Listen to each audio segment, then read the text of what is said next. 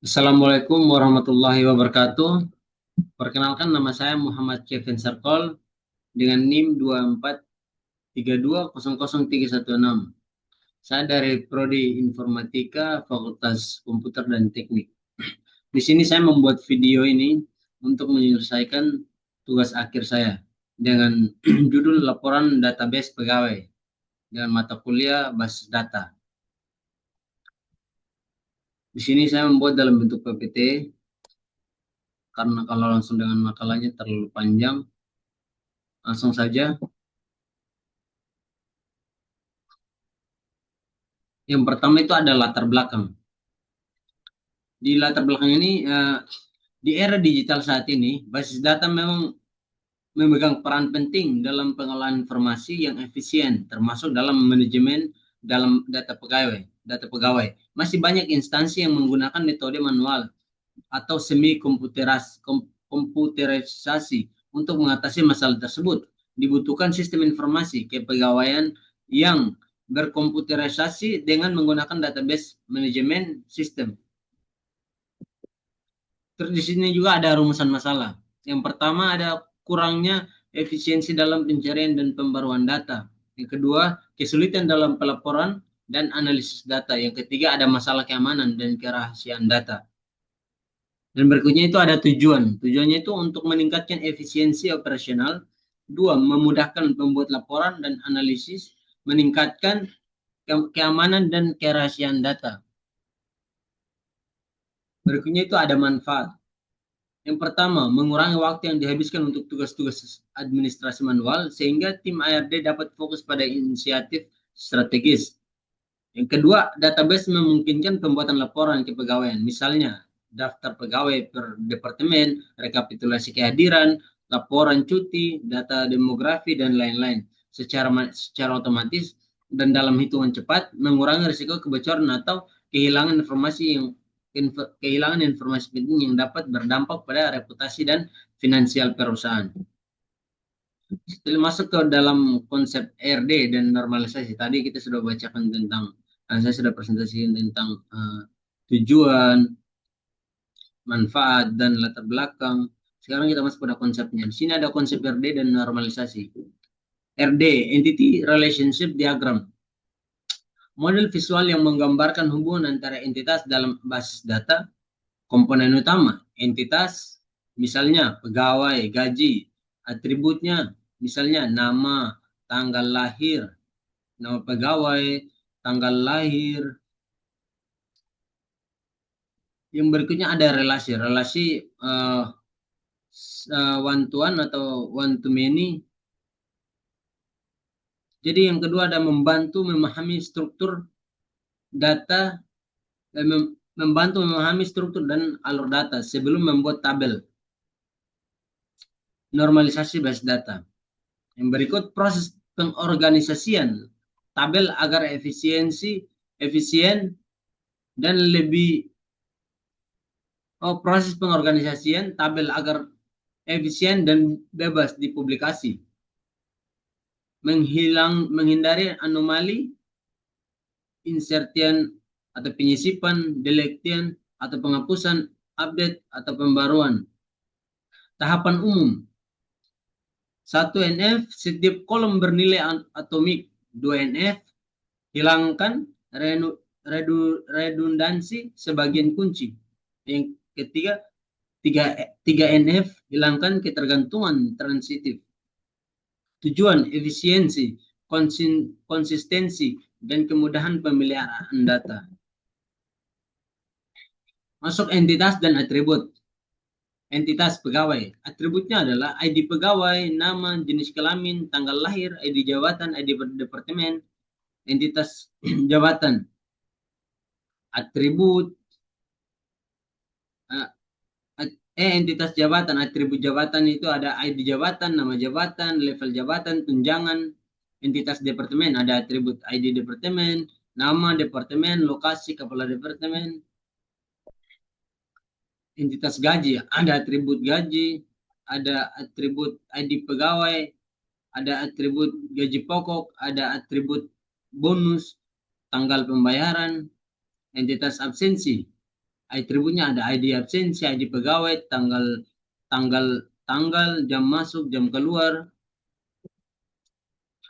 Masuk pada desain RD. Sesuai yang pada gambar ini, skemanya di sampingnya menggambarkan salah satu cara yang penting dalam pembuatan proyek database. Karena dengan adanya gambar seperti yang di atas, seperti yang di samping ini, maka akan memudahkan kita dalam membuat sebuah database. Karena sudah terstruktur dari pegawai, atributnya apa saja, departemen atributnya apa saja, gaji atributnya apa saja. Sehingga memudahkan kita dalam membuat sebuah database. Desain tabel, tabel pegawai. Ada ID, pegawai, tipe datanya itu integer. Keterangan primary key auto insertion. Nama keterangannya, tipe datanya varchar, jenis kelamin tipe datanya enum atau LP, tanggal lahir, tipe datanya data. Dan berikutnya, di sini juga ada tabel jabatan, ada ID jabatan, tipe datanya integer, primary key, auto insertion. Dan berikutnya ada tabel departemen, ID departemen, tipe datanya integer, keterangannya, primary key, auto insertion, dan berikutnya. Dan juga ada juga tabel gaji yang sama seperti tabel-tabel sebelumnya. Ada ID gaji, tipe datanya integer, primary key, keterangannya primary key, auto insertion. Ada ID pegawai, tipe datanya integer, keterangannya foreign key, dan pegawai. Dari itu ada tabel absensi yang sama seperti tabel sebelumnya juga. Ada ID absensi, integer, tipe datanya integer, keterangan primary key, auto insertion. Masuk ke implementasi. Implementasi basis data, tools dan platform. MySQL, DBMS, PHP MyAdmin, antarmuka pengelolaan, Laragon, server lokal untuk Apache and MySQL. Jadi ini adalah tools yang akan digunakan untuk membuat suatu database atau basis data. Di sini ada struktur database. Database pegawai database, tabel pegawai, jabatan, departemen, gaji, absensi. Setiap tabel memiliki primary key, relasi antara tabel menggunakan foreign key. Jadi di situ ada database pegawai yang tadi saya buat, dan di situ ada tabel pegawai, tabel jabatan, tabel departemen, tabel gaji, absensi, yang dimana setiap tabel memiliki primary key sendiri-sendiri. Yang tadi saya bacakan, misalkan seperti tabel absensi yang memiliki primary key itu ID absensi itu sendiri. Dan ada juga di sini relasi antar tabel menggunakan foreign key. Yaitu di sini seperti contoh tabel absensi, ada ID pegawai yang dimana menjadi foreign key untuk tabel pegawai sendiri. Jadi relasi ke tabel pegawai. Dan juga relasi tabel, contohnya pegawai, ID jabatan, jabatan ID jabatan, gaji ID pegawai, pegawai ID pegawai, absensi ID pegawai, pegawai ID pegawai. Dan pengujian dengan query SQL, select from pegawai, atau join antar tabel pegawai dan jabatan, insert, update, dan delete data. Contoh query SQL, untuk memastikan bahwa sistem basis data berfungsi dengan baik, dilakukan pengujian melalui berbagai perintah SQL yang digunakan untuk menampilkan, menambahkan, mengubah, dan menghapus data. Yang pertama, menampilkan seluruh database, select from pegawai, yang dimana digunakan untuk menampilkan seluruh data pegawai. Menampilkan nama pegawai dan jabatan, select P, nama, J, nama, jabatan from pegawai, P. Menampilkan pegawai dan jabatan tadi itu, select P nama, J nama, jabatan from P, pegawai P. Join jabatan atau JON P.id underscore jabatan sama dengan JID underscore jabatan.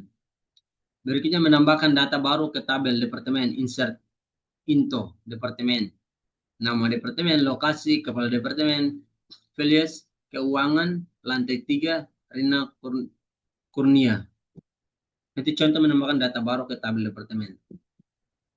Contoh query SQL, mengubah data gaji pegawai, update gaji, set bonus 750 rupiah, 750.000, where ID underscore gaji. Dua, terus ada menghapus data absensi berdasarkan ID, delete from absensi, where ID absensi. 5, tekan pada tabel itu sendiri. Terus query-query SQL yang telah diterapkan sangat membantu dalam menunjang proses operasional sistem informasi pegawai secara menyeluruh.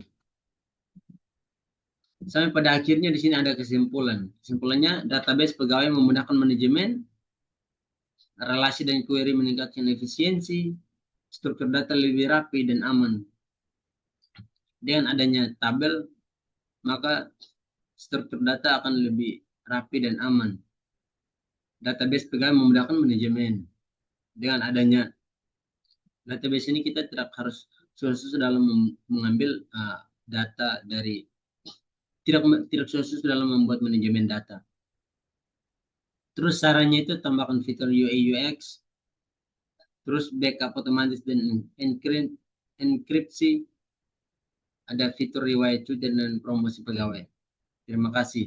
Mungkin itu saja dari saya. Hasil presentasi, hasil kerja saya akhiri. Wassalamualaikum warahmatullahi wabarakatuh.